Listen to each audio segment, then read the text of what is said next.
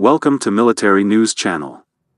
Battle for Azovstal steel plant rages. Ukrainian soldier warns Russia forces have reached the plant. Russia denies any ground invasion attempts at Azovstal steel plant. The battle for the Azovstal steel plant in Mariupol continues to rage Thursday as Russian forces look to capture one of the city's last strongholds for the Ukrainian resistance.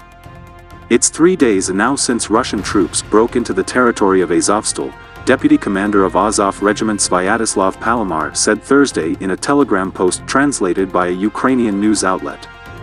Heavy fighting continues to take a bloody toll. Defenders have been taking on the overwhelming forces of the enemy one-on-one for 71 days.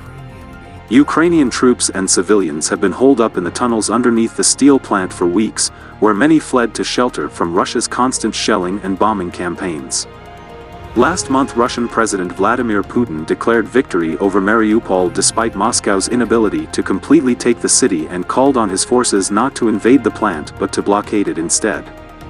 Defense Minister Sergey Shoigu on Wednesday reportedly claimed the plant had been securely blockaded and said Russian troops were continuing attempts to persuade the remaining forces to surrender, a move Ukrainian troops have flatly rejected.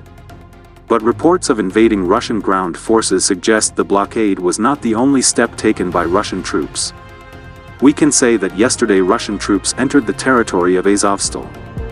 They were driven out by our defenders, Ukrainian presidential advisor Alexei Arestovich said Thursday. But Palomar contradicted the advisor's synopsis of the reality on the ground.